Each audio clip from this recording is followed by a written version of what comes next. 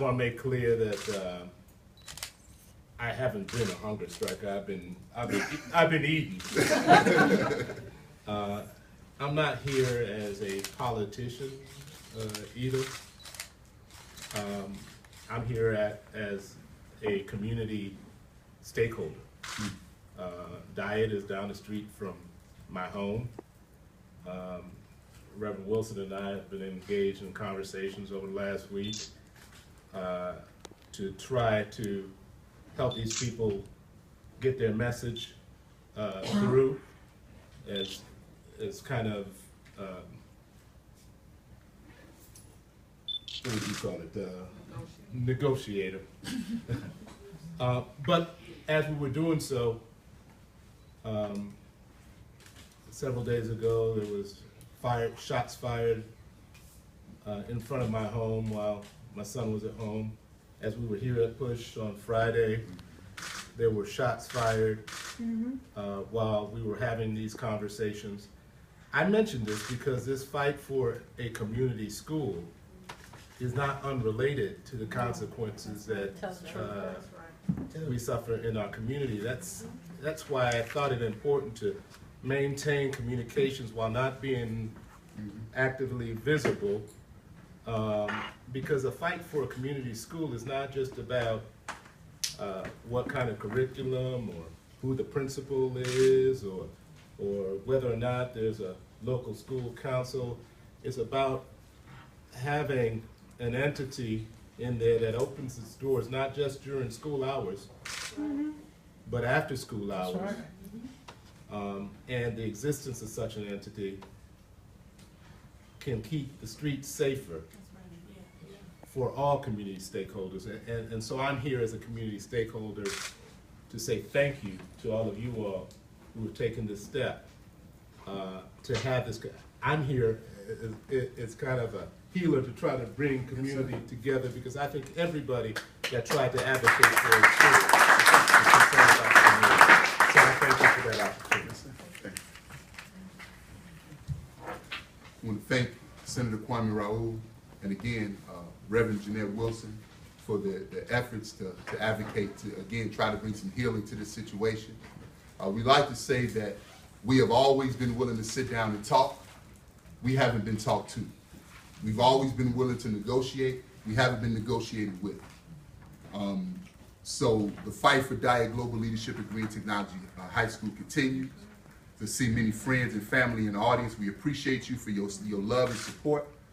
And before we go to questions and answers, I'd like to call back up Reverend Jackson.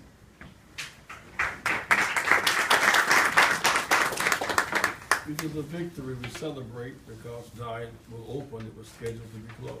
That's right. It's a victory because parents whose spirits were broken have been healed and revived. Those who hung their harps in the willows have taken their harps off the willows and they're making music again. They have high expectations of their children and of themselves. And Dyett becomes an example for the rest of this city. It makes clear why you need the elected school board. Yes. Makes clear why you need it.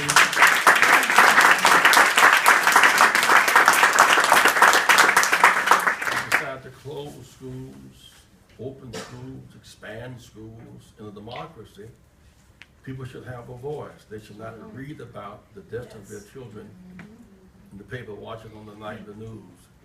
These parents have set a model for the rest of our children. It is reasonable to expect the Bronzeville youth will have the same education as children in Naperville. It's reasonable to expect that Dyett will be as Negro Valley. That is a reasonable expectation. It's not true today, but that's not natural, that's abnormal. It's normal, but it's not natural. And the bigger scheme simply is that trade policy, the $500 billion trade deficit, is an urban deficit. The ladies that came here from the north side, they came and pleaded. They said, we don't want the money. They pleaded to turn down the money. They came here and made their case, turn down the money, while parents were pleading for the money. But when you have one side of town, unemployment is less than 2%. Other side, more than 30%. Drugs in, international cartel, guns in, the suburbs, and jobs out. And when jobs go out and banks target and take people's homes and drive down the value, then you have a low tax base, you form schools or form an education tax base. So if jobs are down, tax base down, education down, you end up with first class jails and second class schools.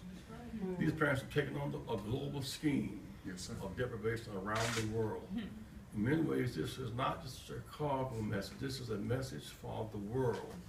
Parents must fight for their children. And we've never lost a battle we fought, and never won a battle unless we fought. And so again, these parents deserve real hearty congratulations. Downtown, the good news is in a democracy, we have the right to fight for the right. The mayor has heard them. The board has heard them. The officials have heard them.